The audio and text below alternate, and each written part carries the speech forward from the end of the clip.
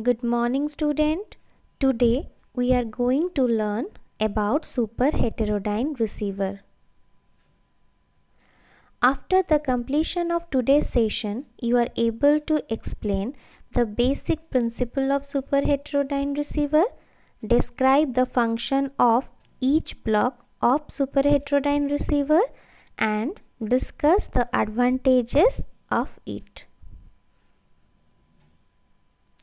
So, it is difficult to design amplifiers which give uniform high gain over a wide range of radio frequencies. However, it is possible to design amplifiers which can provide high gain uniform amplification over a narrow band of lower frequencies called intermediate frequencies. Hence, it is necessary to convert the modulated RF signal into modulated IF signal by using a frequency converter. For this, we use super heterodyne receiver. So, the word heterodyne stands for mixing. Here we have mixed the incoming signal frequency with the local oscillator frequency. Therefore, this receiver is called super heterodyne receiver. The block diagram, it consists of RF amplifier, mixer and oscillator, IF amplifier, detector and AF amplifier. So this one is the block diagram. So the first block is the RF amplifier.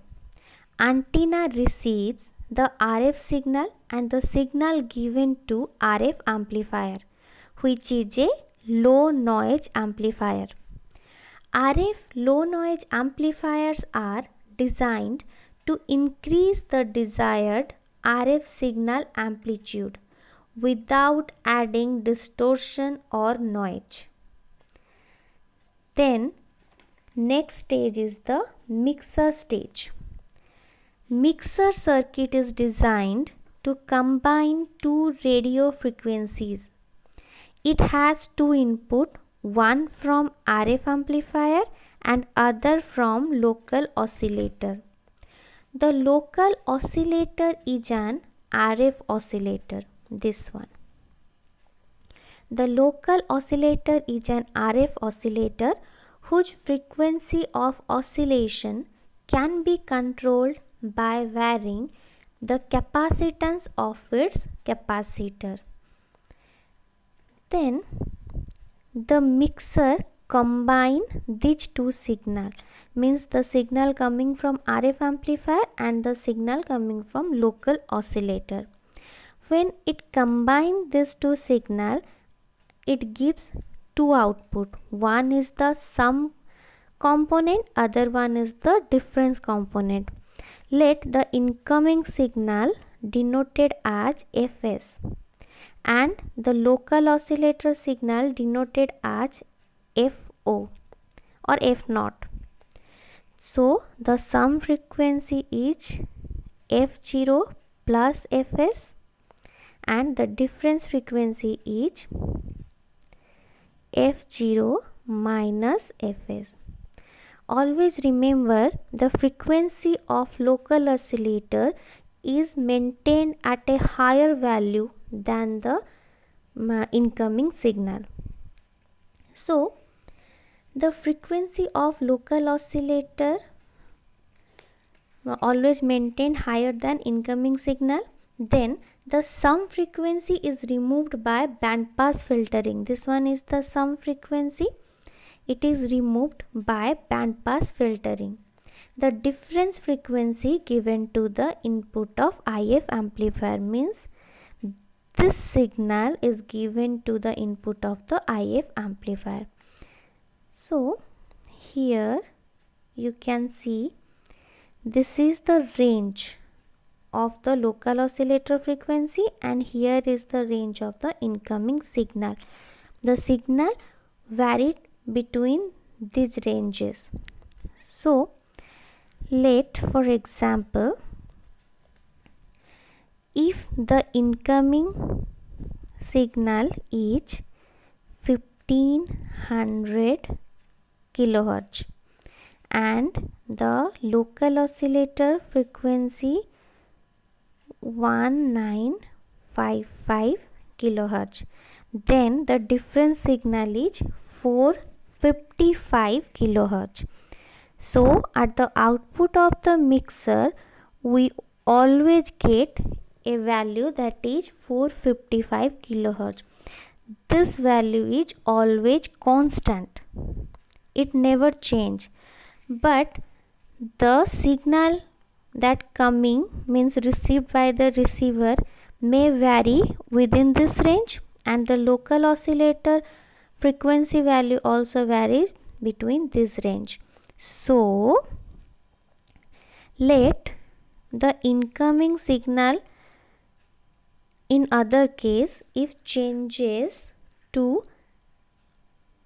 Fs equal to 1445. So the incoming frequency value is 1445 kilohertz, and at the output of the mixer we need 455 kilohertz output. So the local oscillator frequency value is varying according to the value of incoming signal to maintain the difference between this. For that we use ganged tuning, means here the RF amplifier capacitor and local oscillator capacitor are connected and they are controlled by a single knob. Okay, for example like this, if the incoming signal changes to 1345, then the local oscillator frequency should be 1800 kilohertz. Okay, like this it maintains the difference.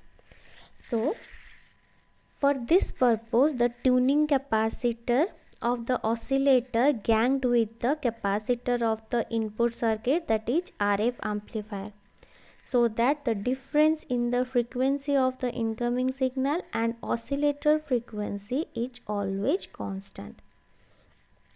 Then the 455 kilohertz output of the mixer passed on to IF amplifier. So next stage is the IF amplifier. Okay, so the IF amplifier amplifies the signal and the output of IF is demodulated by a detector which provides the audio signal. The audio signal is, means detector demodulate the signal. We know that in demodulation the original signal is recovered from the modulated signal, then that original signal is a audio signal. That audio signal is given to the AF amplifier. So the audio signal is amplified by the audio frequency amplifier whose output is fed to a loudspeaker. So this one is a loudspeaker which reproduces the original signal. So this is all about the block diagram. Here is the summary, that is RF amplifier. The incoming signal frequency is first amplified by the RF amplifier, then mixer and local oscillator. The output of RF amplifier enters a mixer circuit. The local oscillator is an RF oscillator whose frequency of oscillation can be controlled by varying the capacitance of its capacitor. The output of the local oscillator given to another input of the mixer, and the mixer combine the two signal. Then IF amplifier amplify that signal and detector demodulate the output of IF amplifier, and AF amplifier amplify the audio signal. Next is the advantages. So first one is there is no variation in bandwidth, then it exhibit high sensitivity and selectivity, and it exhibits high adjacent channel rejection. So what is adjacent channel rejection? It is an important parameter for any radio receiver. It is a measure of how well a receiver performs on its frequency channel when there is an interfering system present nearby. So this is all about super heterodyne receiver. Thank you.